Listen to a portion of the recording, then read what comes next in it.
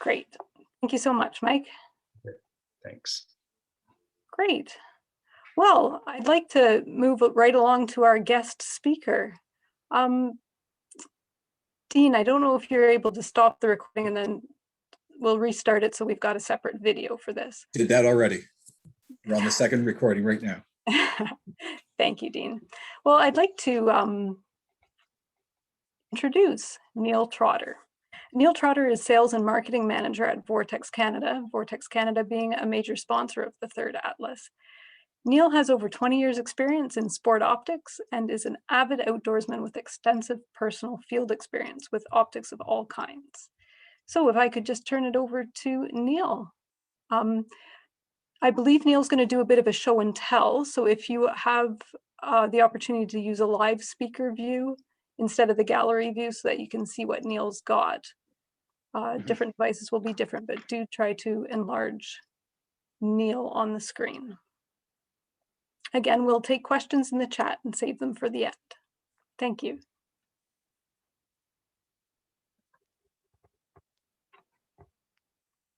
Okay, All right. And are you seeing me? Yes. Yes, Okay. we've got you, Neil. Let me just, Again, use the chat if you have any issues seeing the speaker or his screen. yeah, good. Okay, how is the audio, Val? It's fine, yes. Okay, loud and clear. Okay, well, I've got a tough act to follow. I enjoyed listening to Mike and understanding a little bit more about atlasing tonight, and just a great presentation. So as Val said, I am a Sales and Marketing Manager with Vortex Canada. I'm actually very, very new to Vortex Canada, but I've spent a few decades in the optics industry. So tonight, what I'm going to do is it's just going to be more of a casual conversation I have with you. I'm not quite sure what everyone's level of optics are in terms of binoculars and other optics for observation. So here's a question for you, all of you, and you don't have to answer it, but maybe you can discuss this tomorrow around the dinner table or at your next cocktail party or event. So are these binoculars or are they a pair of binoculars? So anyways, I'll let you ruminate on that a little bit.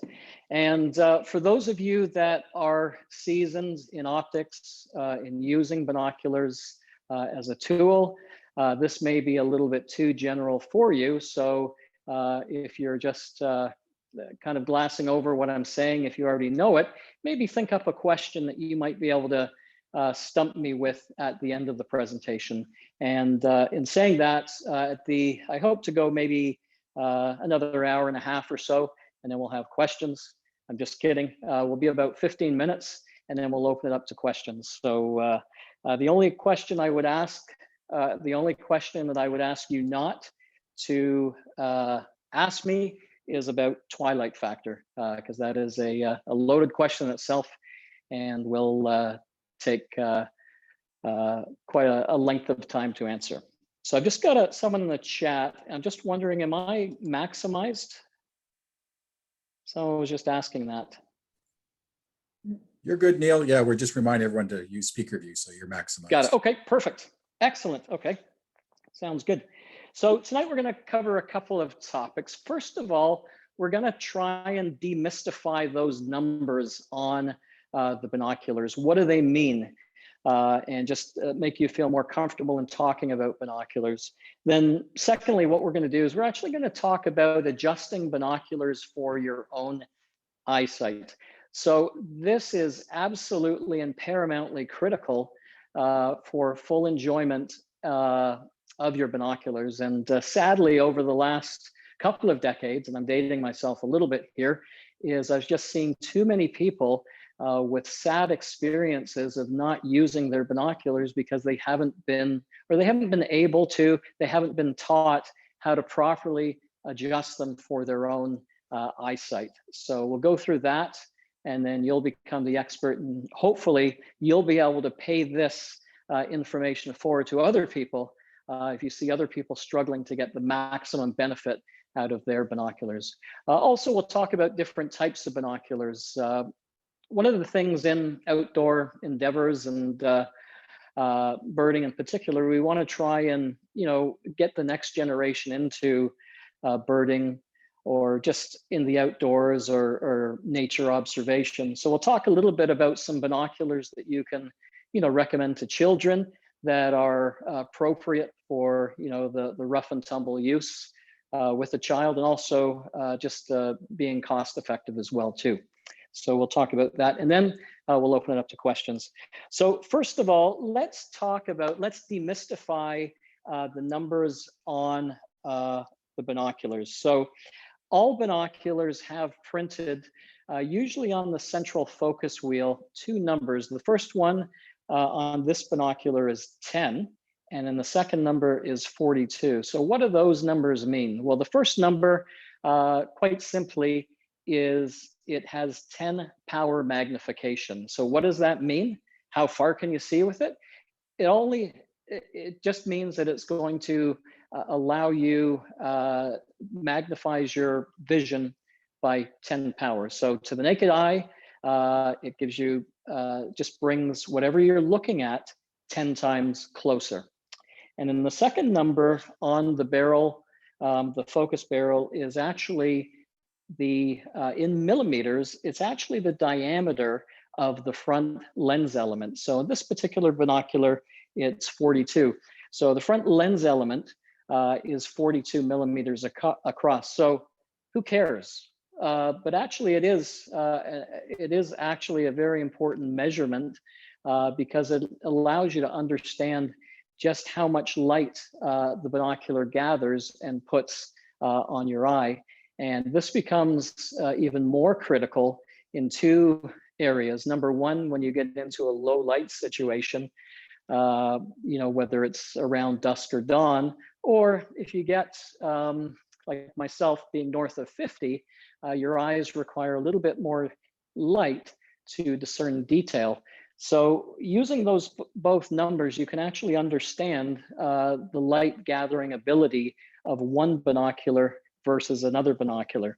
So just as a quick example, what you would do is you would actually, to get what's called the exit pupil, and that's actually the just a little circle of light measured in millimeters that hits the back of your eye when you're looking through the binocular.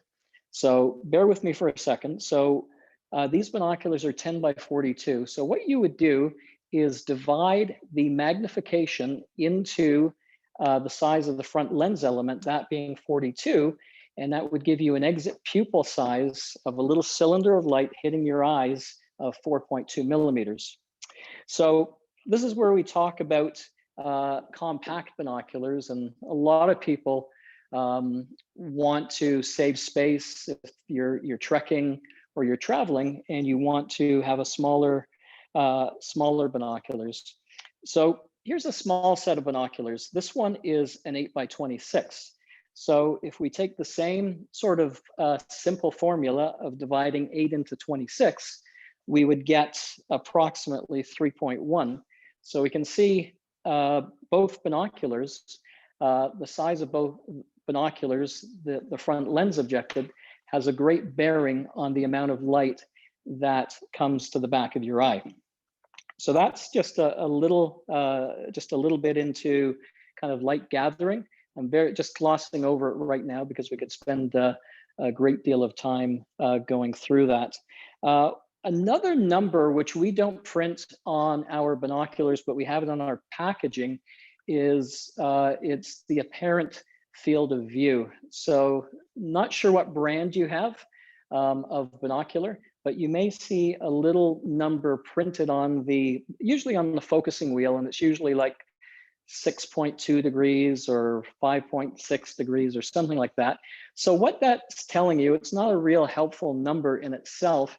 It's just telling you, it's just giving you a degree of a 360-degree pie. So it's just telling you the slice of pie that you'll be able to look at. So what that's designed to do is just to tell you how wide a field of view your binoculars are.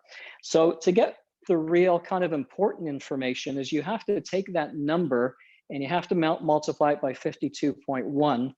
Again, don't remember this, to give the actual field of view. And that will tell you at 1,000 yards, what slice of that 1,000 yards you can see. So if you're looking at something at 1,000 yards, how wide a field you can look at. So obviously the wider field of view is more important, especially when you're birding. So that's a consideration, is the field of view when you're birding.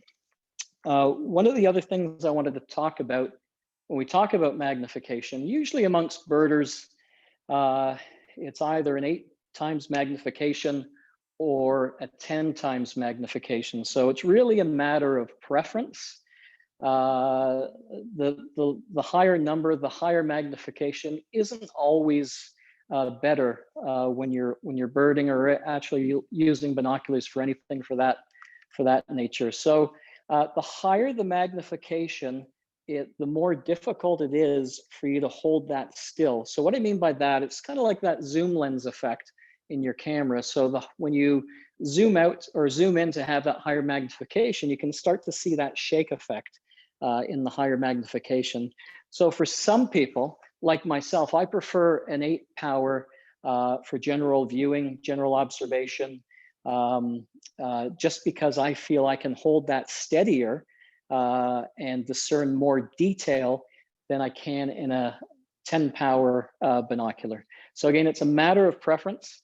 For me, again, being north of 50, I'm not as stable as I am holding the binoculars. So I choose an 8 power binocular, and that gives me the best kind of balance of resolution, but also stability as well too.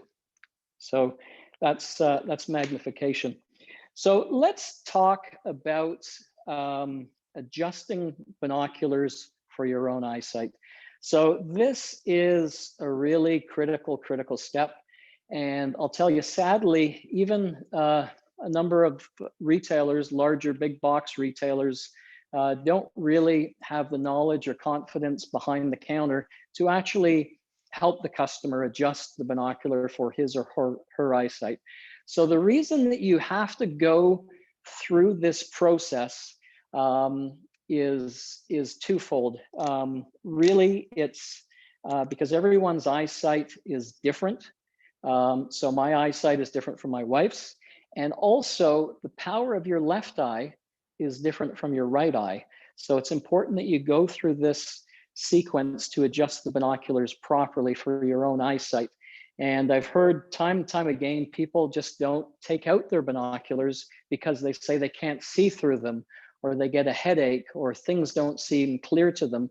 And that's it's a big shame, because potentially they have fantastic binoculars, absolutely fantastic binoculars, and they've spent good money on them, but sadly they haven't been shown how to adjust those binoculars properly to their eyesight. So I'll just walk around the binocular itself. So the first thing that you want to do is adjust the binocular for the distance or the distance that your eyes are apart. So binoculars are hinged on the top for that one reason, and that's called the interpupillary distance. So what you want to do is you actually want to bring the binoculars together and look through them. And what you want to see in terms of a sight picture is an overlapping landscape oval. So forget about what you see in the movies where someone's looking through binoculars and you see two individual circles when they're looking through. That is not the correct way to have the binoculars adjusted for the spacing between your eyes. You want to see just an overlapping oval in your sight picture. So secondly, on the binocular, every binocular for the most part has eye cups. So what are the main purpose of an eye cup is not to shade out sun. The eye cup is actually designed to keep your eye the proper distance from the back of the binocular. So rule of thumb, if you're an eyeglass wearer like myself, is what you would do is you would have the binoculars, the eye cups, retracted in, because the the eyeglass itself has already created that distance that I need to be back from the lens itself. So when I put the binoculars up to my eyes, I've already got that space to the back of the, far away from the back of the lens. So that's important, because if you don't have the eye cups adjusted properly and you've got your eyes, if you're not wearing glasses and your eyes are pushed up towards the back of the glass, that's not the way the binocular was intended to be used. So what you're going to do is you're going to see what's called vignetting. And that's basically, you'll see the barrel darkness around the edge. And you might also see an eyelash or two in your sight picture as well. So again, if you don't wear eyeglasses, rule of thumb is to actually turn the eye cups up. And in that positions your eyes the proper distance from the back lens element as it was intended to be. And most eye cups on binoculars, you can actually adjust them up or down. So you can actually adjust them further for your own comfort and preference. So that's the purpose of the eye cup, is to keep your eyes the proper distance from the back of the binocular. So let's adjust these for our eyesight. So there's a number of ways that you can do this. A number of schools of thought on this, but I've found that the way that I show is the best way in terms of accuracy. And as I said, the reason that we want to do this is my left eye is different from my right eye, and my vision is different from my children's vision, whom I'll share the binoculars with, or my wife's vision. So just when you're adjusting for your own eyesight, just get comfortable with two items on the binocular. The first one is the main focus wheel, and that's that wheel right there. And the second one, and it's usually found on right by the rear eyepiece on the right binocular, and that's called the Diopter Adjustment. It usually clicks, and it usually has a demarcation of plus or minus. So that's really, this is kind of like the corrective prescription, if you will, to the main focus wheel. So the first thing that you want to do is you want to take that diopter before you do anything else and kind of zero it out, and it'll show you, just put it between the plus and minus, and it'll give you an indication of when there's no effect on that. So when adjusting binoculars for your eyesight, what we want to do is pick a target, something with detail, like a poster in a store or your bookshelf, where you can kind of discern the printing on the edge of the book at about 10 to 20 yards. You can go 10, 20, or 30 yards. And then what you want to do is just make that your focus point when you go through this test. So the first thing that you want to do is you want to cover the right barrel of your binocular, and you want to, with your left eye, look through the left barrel, and you're going to adjust the focus of the left eye. So whatever you're looking at in the near distance, at 10 to 20 yards, whatever target you have, is you're actually going to adjust that so that the left eye snaps into sharp focus. So you're saying, well, Neil, why do you have to cover up the barrel? Why don't you just close that right eye? I say no, only because when you try to close one eye, it puts a lot of pressure on the muscles of the eye that's trying to stay open, and it doesn't allow that eye to be as relaxed as it should be to make a focusing decision. So that's why I always encourage, don't try and squint or close one eye, is actually just physically cover the barrel when you do that. So again, we focused with our left eye on what we need to focus on, and the writing on that book is sharp. So what I'm going to do, without touching anything, without moving, is I'm actually going to cover the left ocular or objective lens now, and I'm actually going to look through with my right eye and use the diopter adjustment until whatever I was looking at snaps into sharp focus. And that is how you adjust binoculars for your own eyesight. And that is, it's a foolproof way. It's the way that binoculars were meant to be adjusted. I would suggest that you go through that, just get in the habit of doing that.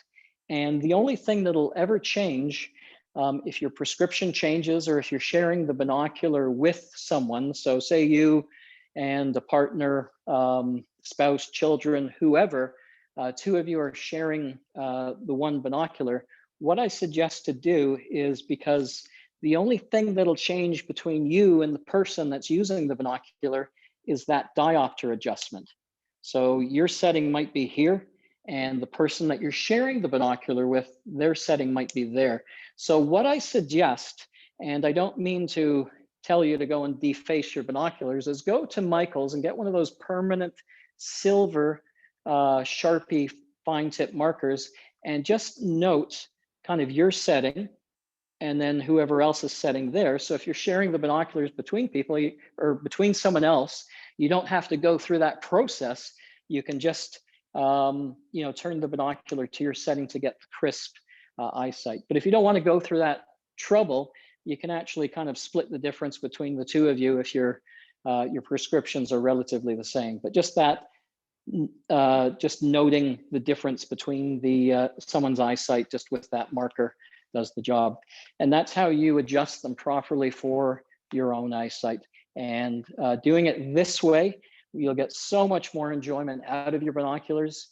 Number two is a lot of people don't like using binoculars because they feel they get a headache when they look through them. And the big reason is not because they don't have good binoculars, it's just because they didn't have their binoculars adjusted properly. And if you don't have your binoculars adjusted properly, one eye is always trying to focus, and it'll never be able to achieve focus, and then your brain is struggling, and that's how you develop a eye strain and a headache.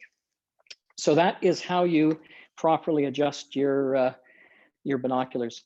I think in the introduction on the site talked about just care of binoculars. One thing that I always like to carry in my kit, if I'm outdoors and sand or mud or rain is blowing in the binoculars, I want to have a bit of a kit that I can I've got three lines of defense for my binoculars when I have them outside. One thing that you want to have in your kit, this is the first line of defense if you've got sand or grit on the front of your binocular or the rear lenses, is just a bulb blower. So you can get these at a variety of stores. They do carry them wherever I think most places that do sell binoculars or camera stores. So you don't want to contact the surface if you don't have to get grit off, because you don't want to rub grit into binoculars, even though they've got great coatings. You don't want to have kind of the potential to damage the coating. So what you would just do is just use the blower. You're just using moderate air to get this whatever grit or debris is off. I don't suggest using canned air on but the binocular surface, because depending on the pressure of that canned air, you can actually force the grit into the coatings before it actually leaves, and you can actually do some damage to the coatings. So the second line of defense after the blower, if it hasn't taken everything off, is I use this it's a camel's hair brush. So a very soft brush that I can just gently and delicately brush any sand or grit off the binoculars, either front or back. Third line of defense, and again, this is something that's found in any store, is a microfiber cloth. So you've got all the grit off and you've just maybe got some splotches of rain on there, maybe some just watermarks. You can actually, with a clean cloth, you can actually just gently clean the surface of the binoculars front and back, and that should take most oils and dirt off that's left. And always wash that. These are designed to be washed. Fourth line of defense, I don't have it here, but you can also use some liquids, some special optical liquids to get everything off. But usually if I've gone through these three things in my kit, I don't have to use any sort of liquid on the lenses themselves. So that's a little bit of maintenance there on the binoculars. So Uh, Binoculars come in a variety of sizes. There's compact binoculars, mid-sized binoculars, and full-size binoculars. So we talked very briefly at the beginning just about trade-off. So compact binoculars are great. They're lighter, a lot smaller for trekking and hiking and that, but there is a trade-off, and the biggest trade-off is they don't allow as much light in as the full-size binoculars. So just remember that. So going into the store, you know, try out binoculars. It's important to get comfortable with binoculars. I would suggest, if you're not familiar with binoculars or the brands, and everything that I talk about here applies to all brands of the great binoculars that are out there. But it's great if you can get into a store and actually physically handle the binoculars, put them up to your eye, and see if they're going to fit and feel good to you. And what I would suggest, if you're trying out binoculars and you want to see the good ones from the bad ones, a lot of people will go into a store and they'll say to the shop owner, can I take these outside? It's nice and bright out there. I'd like to look at these outside. That's not a good idea for the reason that all binoculars, whether they're not great quality up to great quality, all look really bright and great outdoors when the sun's shining. So really the rubber meets the road is when you're under a forest canopy, when you're at dusk or dawn and you're trying to discern, feather detail or whatever else level of detail you're trying to discern. So what I suggest, if you go into a store, look in the darkest corner. Maybe there's a bag of something or a product in the dark corner of the store, and compare the binoculars that way and see which ones look better to you. After you've adjusted them properly for your own eyesight, then you'll be able to discern which binoculars are actually better, because that's going to be, as I said, where the rubber meets the road in those darkened environments where you're going to be using the binoculars. So that's binoculars. I know that our time is fleeting here. I've said to Val, you can certainly email me if you have any questions about just binoculars. And again, my presentation tonight was, even though I work for Vortex, I'm pretty brand agnostic in terms of the presentation. I'd be delighted to answer any questions that you might have. The other thing that I'll just touch on before we go to the questions is two other ways for nature and bird observation. One is more of a stationary, a larger observation optic, and that's a spotting scope. So a spotting scope, benefit of a spotting scope is it gives you up to 60 times magnification versus your 10 times binocular magnification. So spotting scopes are great. They give you observation from great distances. It's great if you have a bunch of people that are with you, and you can set the spotting scope up on a stable tripod. I suggest, if you are sharing a spotting scope with someone, is they come in two configurations. One is a straight objective, and the other one, like this, is an angled objective. So if you're sharing a spotting scope, I like the angled objective because everybody isn't the same height. So everyone can either, bend down like that or bend down a little bit lower, versus if, we had if a taller person was using the spotting scope, as opposed to, a straight spotting scope, I should say, is looking through there. So angled spotting scope is great. Again, there's a variety of sizes of these and costs, but it just gives you greater range of observation, as I said, in most cases up to 60 power. Now, if you want to go in the other direction from binoculars, half of a binocular is a monocular. So actually 2 binoculars make up 1 binocular. So a monocular is just a single optic, and it's designed to be carried around your neck. So if you just go out and you didn't want the weight of binoculars around your neck, you can actually use a binocular to give you great quick observation. And with the binoculars, they actually have closer focus than the binoculars. So if you're doing insect observation or flora and fauna, you can actually get closer to your subject. So that is a monocular. One thing I will say, about what I like to use when I use binoculars is a binocular harness. So if you're carrying binoculars for an extended period of time or you're hiking with them, a binocular harness is much more valuable to you than a strap. So again, there's many brands of binocular harnesses. We happen to make one. So it just keeps the binoculars close to your chest. So even if you're getting into walking or a slow run, it's going to keep them from swinging around, or if you have to crawl under a fence or over a fence, it's going to keep close to your body. So I'm going to put this on, and I'm going to see if I can be as graceful as I can in front of the camera and putting this binocular harness on. And then that just keeps them right down there. They're ready, they're quick to detach, and you just bring them up like that. So again, if you're out and about and you do have to, you know, crawl, climb, run, jog, they're with you.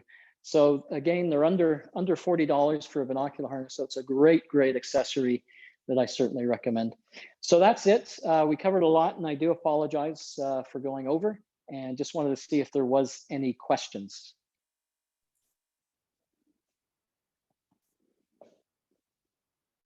Hi, Neil. Yeah, we do have a few questions. Okay. Can you use the iPhone to take photos through your binoculars? Yeah, iPhone is, yeah, digiscoping was really big, like over, gosh, I remember, yeah, about 20 years ago, there was all sorts of adapters that you could get for different types of like point and shoot cameras. But yeah, iPhone is really easy to do either through a spotting scope or binocular. And there's a few brands on the market, and it basically just marries up the iPhone to the back either of the binocular or the spotting scope. And really iPhone, to be perfectly honest with you, it's only designed as reference quality.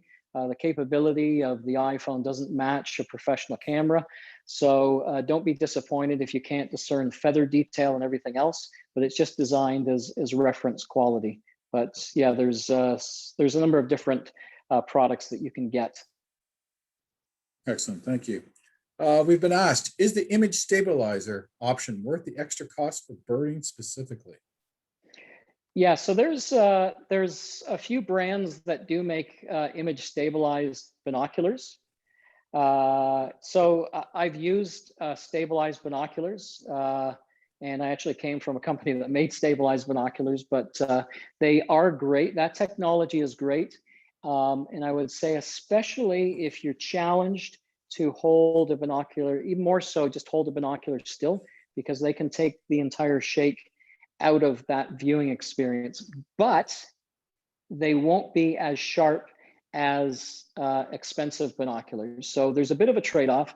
You still get to see the, you know, whatever you're looking at, you know, relatively shake free, but they don't have the level of resolution that good binoculars will have. So there is merit to stabilized binoculars, absolutely. And it's the same technology they use in like camera lenses to stabilize the camera lens. Excellent. We have several questions about cleaning, because you went into that. Do binoculars ever need to be dismantled and cleaned professionally? And can the coatings be reapplied? Yeah, coatings, yeah, binoculars can be dismantled. And it's relative to, you know, is it economically feasible to dismantle them? Again, it's a lot of, I know our product is covered by a great warranty. So if perhaps you did get, you know, grit or moisture between the lenses, I know that it is covered by our warranty. But again, between the lens elements, the biggest problem that happens, especially with older binoculars, is mildew, and mold gets in between the lens elements. And depending on how long that's been on the interior surfaces, it's just not worth it to try and scrape and scour that off the surfaces. So I don't know if that answers the question. Excellent. Excellent. I have a question.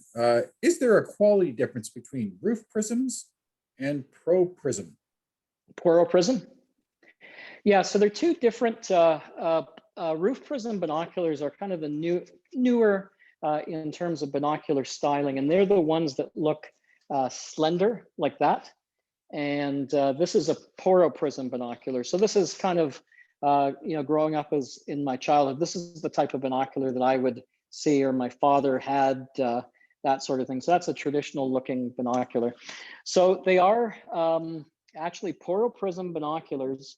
There's not as many as the roof prism binoculars available, but for the value, and most of them are under, $100, $200, $300. They're a great binocular to have because they have so much more value. In these binoculars here, tremendous binoculars, but they're a little bit more expensive for two reasons. Number one is most of these, the cost is in the waterproofing of these, and these take a little bit more money to waterproof. And then, believe it or not, you need to, in terms of the manufacturing of the prisms, light bounces 6 times within these binoculars. People think that light goes straight through, but actually light bounces 6 times, where these binoculars, light only bounces 4 times. So you're actually getting more value in the glass just because of the construction, less materials in there. So these are fantastic, and this is probably 80% of what people buy right now. But poroprism are a great alternative, to young people getting into it or just wanting a value binoculars.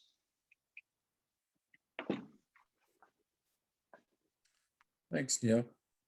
We have a question about tripods and the scope. So what does one look for in a good tripod for your scope? Well, I guess it's a trade-off. So you want durability for depending on the size and weight of your of your scope. But on the other hand, you want something that's going to pack relatively light. So what's the trade-off in terms of durable and light?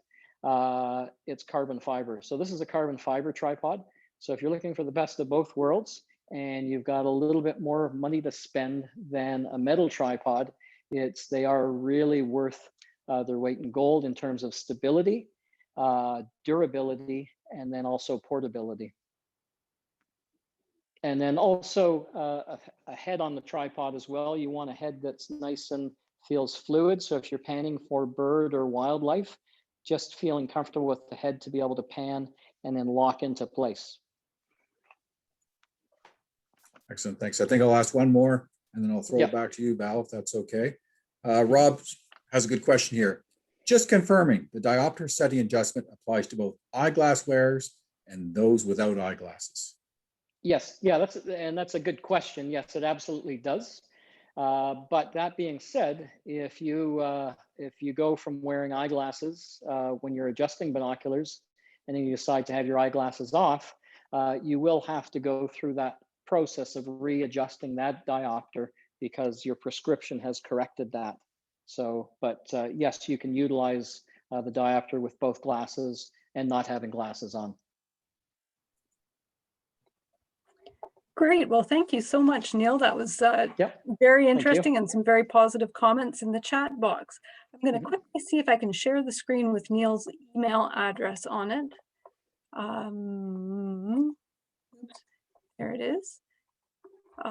Neil has very kindly offered, if you have any follow-up questions about binoculars or spotting scopes, you can contact him at neil@vortexcanada.net. So that concludes tonight's meeting. Yeah, thanks, Neil. So that's what we've got for tonight. Thank you all for joining us, and hope to see you next month. Take care. Good birding.